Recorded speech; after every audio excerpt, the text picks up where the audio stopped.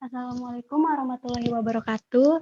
Selamat pagi semuanya. Yang terhormat Bapak Taufan Abiyuna selaku dosen mata kuliah Pendidikan Pancasila serta teman-teman yang saya banggakan.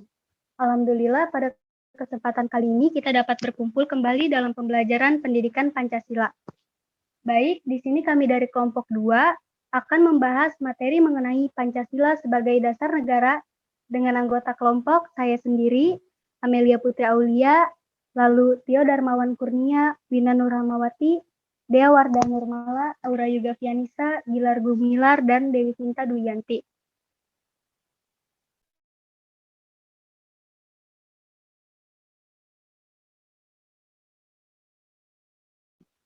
Adapun pokok pembahasan yang akan kami bahas di sini yakni mengenai pertama konsep tujuan dan urgensi dasar negara, yang kedua alasan Pancasila menjadi dasar negara, yang ketiga sumber yuridis, historis, sosiologis, dan politis Pancasila sebagai dasar negara, yang keempat argumen tentang dinamika dan tantangan Pancasila sebagai dasar negara, dan yang kelima esensi dan urgensi Pancasila sebagai dasar negara.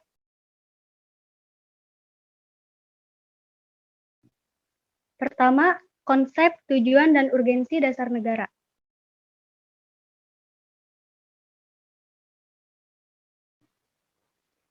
Apakah makna dari negara itu? Negara adalah suatu organisasi kekuasaan yang berdaulat yang dengan tata pemerintahan melaksanakan tata tertib atas suatu umat di suatu daerah tertentu. Diponolo 1975.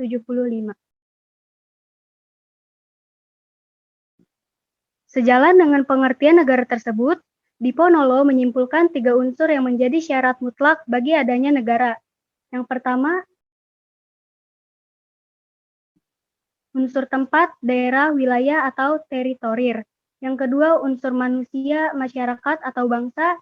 Dan yang ketiga, unsur organisasi tata kerjasama atau pemerintahan.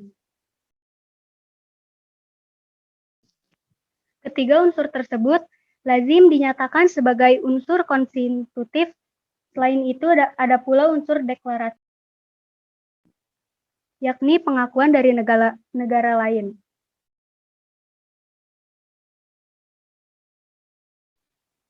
Berbicara tentang negara, dari perspektif tata negara paling tidak dapat dilihat dari 2 aspek, yakni negara dalam keadaan diam, yaitu pengkajiannya fokus kepada bentuk dan struktur organisasi negara.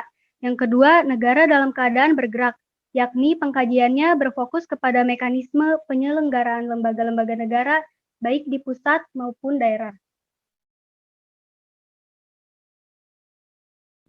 Bentuk negara, sistem pemerintahan, tujuan negara, dan cara mewujudkan tujuan negara ditentukan oleh dasar negara yang dianut oleh negara yang bersangkutan. Tujuan negara menurut Diponolo 1975. Yang pertama, kemerdekaan. Yang kedua, kesejahteraan dan kebahagiaan hidup. Yang ketiga, keadilan. Yang keempat, kepastian hukum, keamanan, dan ketertiban. Yang kelima, kekuatan, kekuasaan, dan kebesaran. Aliran yang digunakan dalam menempuh tujuan negara yang pertama, ada aliran liberal individualis, yakni kesejahteraan dan kebahagiaan harus dicapai dengan politik dan sistem ekonomi liberal melalui persaingan bebas. Yang kedua, aliran kolektivis atau sosialis, yakni kesejahteraan dan kebahagiaan manusia hanya dapat diwujudkan melalui politik sistem ekonomi terpimpin. Pendekatan dalam mencapai tujuan negara yakni ada 2. Yang pertama, pendekatan kesejahteraan atau prosperity approach yang tercermin pada kemampuan bangsa dalam membentuk karakter dan jati dirinya, serta mengembangkan nilai-nilai nasionalnya demi sebesar-besarnya kesejahteraan yang adil dan merata, serta jasmani dan rohani.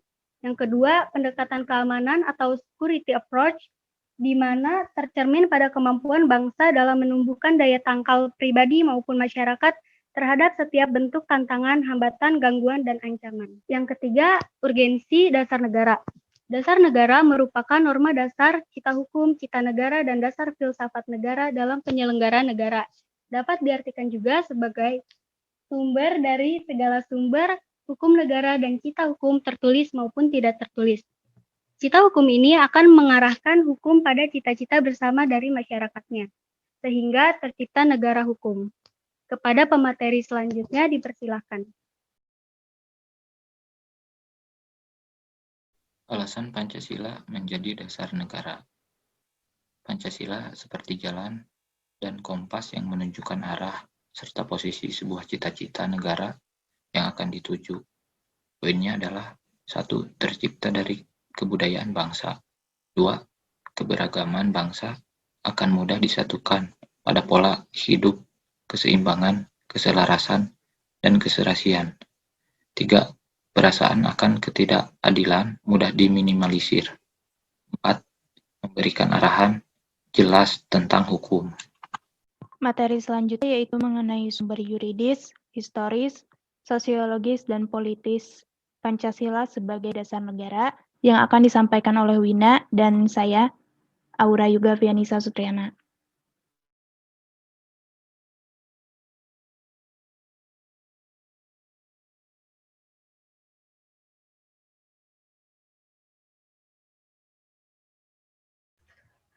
A. Sumber yuridis Pancasila sebagai dasar negara. Pembukaan Undang-Undang Dasar Republik Indonesia 1945. Melalui Undang-Undang Dasar Pancasila perlu diaktualisasikan dalam praktik demokrasi agar tidak kehilangan arah dan tujuan. Ketetapan MPR nomor 18 MPR 1998 tentang pencabutan ketetapan MPR nomor 2 MPR 1978 tentang pedoman penghayatan dan pengalaman Pancasila atau Eka Prasetya Pancakarsa dan ketetapan tentang penegasan Pancasila sebagai dasar negara. UU nomor 12 tahun 2011 tentang pembukaan perundang-undangan bahwa Pancasila merupakan sumber dari segala sumber hukum negara.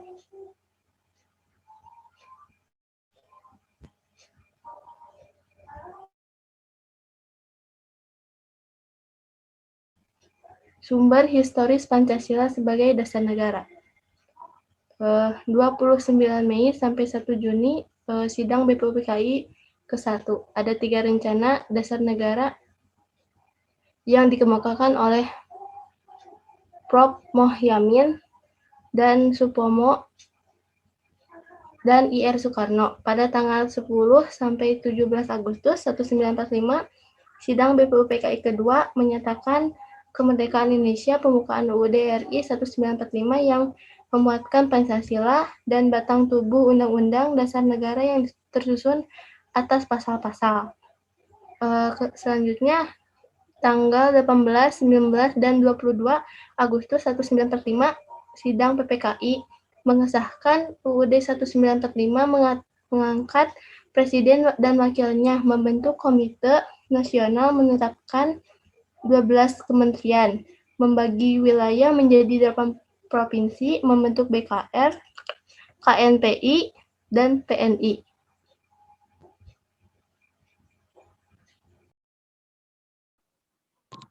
Baik, untuk sumber sosiologis Pancasila sebagai dasar negara, sebenarnya sumber sosiologis Pancasila itu sendiri kan terlahir dari sosial budaya masyarakat Nusantara pada zaman dahulu.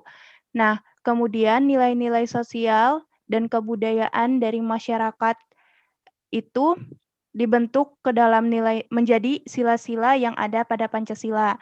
Nah, jika ditelaah pada setiap silanya itu terkandung nilai-nilai sosial masyarakat atau nilai-nilai sosial yang diharapkan terbentuk di Indonesia. Contohnya pada sila pertama itu ketuhanan yang Maha Esa. Di sana sila pertama memberikan arahan kepada kita untuk selalu bersikap toleran terhadap umat beragama, terutama ketika keyakinan kita berbeda dengan keyakinan masyarakat lainnya, kita harus bisa menerima keberagaman tersebut, sebab Indonesia merupakan negara yang terlahir bukan karena hanya ada satu agama saja, tetapi banyak agama dan ada 5 agama yang diakui di Indonesia. Kemudian di sila kedua mengenai kemanusiaan, di mana kita sangat menjunjung nilai-nilai kemanusiaan, sehingga nilai kemanusiaan itu dihargai, serta prinsip kebersamaan antar manusianya itu, terutama manusia Indonesia dan manusia dunia itu sangat-sangat dijunjung tinggi. Kemudian pada sila ketiga, Persatuan Indonesia, yaitu mengenai mempertemukan kemajemukan masyarakat dalam kebersamaan. Maksudnya adalah masyarakat Indonesia yang heterogen, memiliki latar belakang yang berbeda, latar belakang sosial budaya yang berbeda, dengan adanya Pancasila ini kemudian dipersatukan. Nah, dengan adanya sila ketiga ini juga memberikan kesempatan keberagaman komunitas untuk terus lestari. Artinya, perbedaan itu tidak membuat dia merasa terkucilkan di antara keberadaan golongan-golongan atau komunitas-komunitas terkenal lainnya, tetapi dia masih bisa eksis dan terus lestari walaupun misalkan dia merupakan komunitas yang kecil. Kemudian sila keempat itu berprinsip bahwa musyawarah dan mufakat itu harus dijalankan karena kehidupan di Indonesia itu merupakan kehidupan yang demokrasi, sehingga kepentingannya itu mementingkan kepentingan bersama. Di sila kelima atau sila terakhir ini mengandung nilai keseimbangan antara peran manusia sebagai makhluk individu dan makhluk sosial, antara pemenuhan hak sipil, politik, ekonomi, sosial, dan budaya. Jadi hak dan kewajiban manusia itu, terutama manusia Indonesia, sangat ditekankan pada sila kelima ini.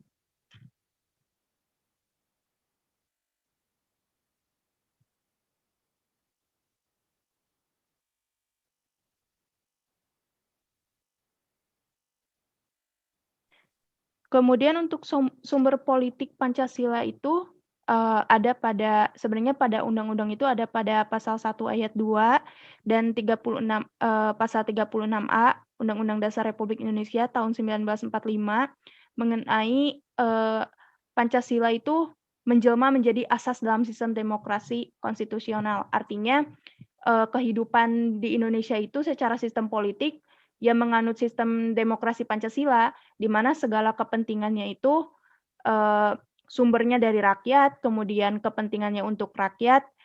Jadi inti pokok utama dari politik itu sendiri adalah untuk rakyat.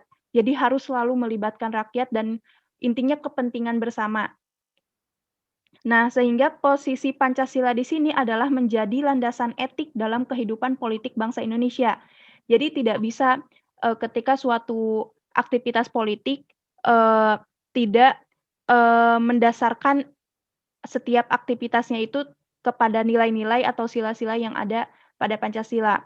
Nah, sehingga ketika ada pelaksanaan nilai-nilai Pancasila pada kehidupan politik di Indonesia, diharapkan bahwa pemerintahan Indonesia itu mampu menghasilkan output berupa kebijakan yang bisa memihak rakyat dan dilaksanakan dengan penuh tanggung jawab di bawah kontrol politik yang ada. Dalam hal ini berarti Pancasila.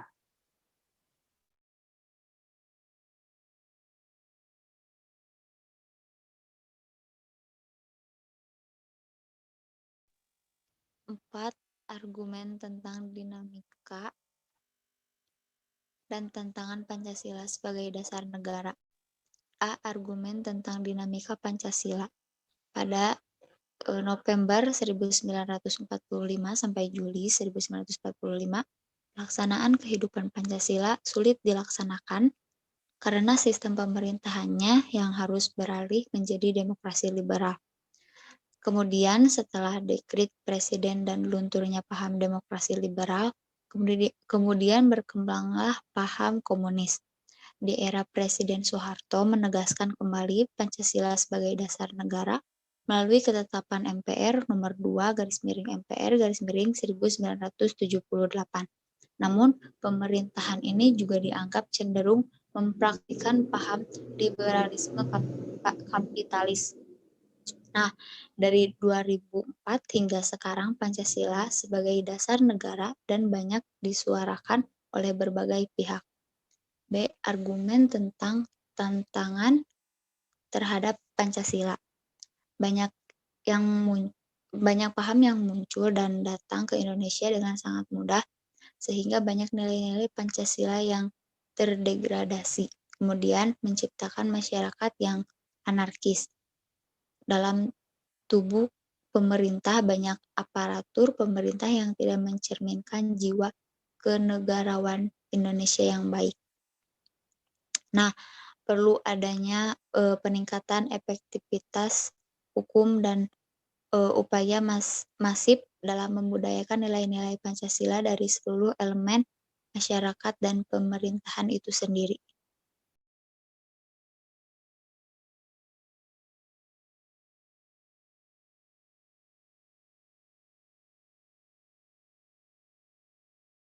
Esensi dan urgensi Pancasila sebagai dasar negara.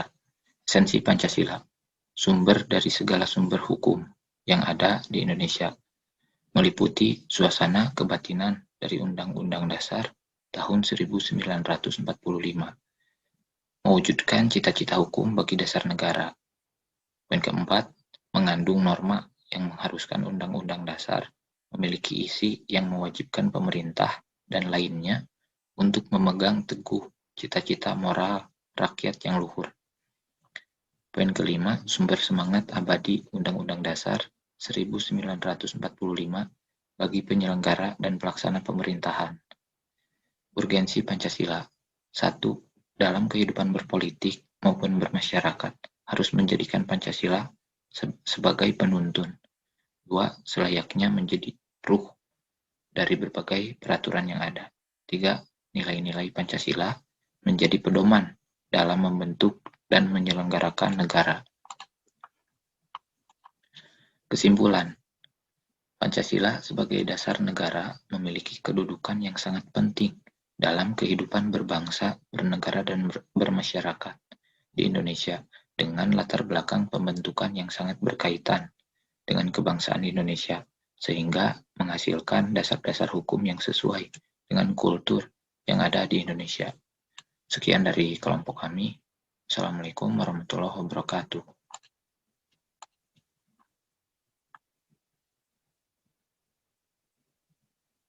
Adapun urgensi Pancasila yang pertama, Pancasila dan kemerdekaan Republik Indonesia. Masa perjuangan perumusan dan pengesahan Pancasila sebagai dasar negara. Yang kedua, Pancasila dan pembukaan Undang-Undang Dasar 1945. Pancasila merupakan asas kerohanian pembukaan Undang-Undang Dasar 1945 dan kedudukan pembukaan Undang-Undang Dasar 1945 merupakan peraturan hukum tertinggi di atas Undang-Undang Dasar. Pancasila dan Pasal Undang-Undang Dasar Negara Republik Indonesia tahun 1945. Nilai instrumental Pancasila adalah pasal-pasal Undang-Undang Dasar 1945 yang mana sifat pasal-pasal ini tidak permanen dan dapat diubah berdasarkan ketentuan pasal 31 ayat 1 sampai 5 Undang-Undang Dasar 1945. Dan yang terakhir, Pancasila dan rumusan kebijakan sebagai hukum dasar acuan yang digunakan dalam membuat suatu kebijakan baru. Sekian yang bisa kami sampaikan dari kelompok 2. Terima kasih atas perhatiannya. Mohon maaf bila banyak kekurangan. Wassalamualaikum warahmatullahi wabarakatuh.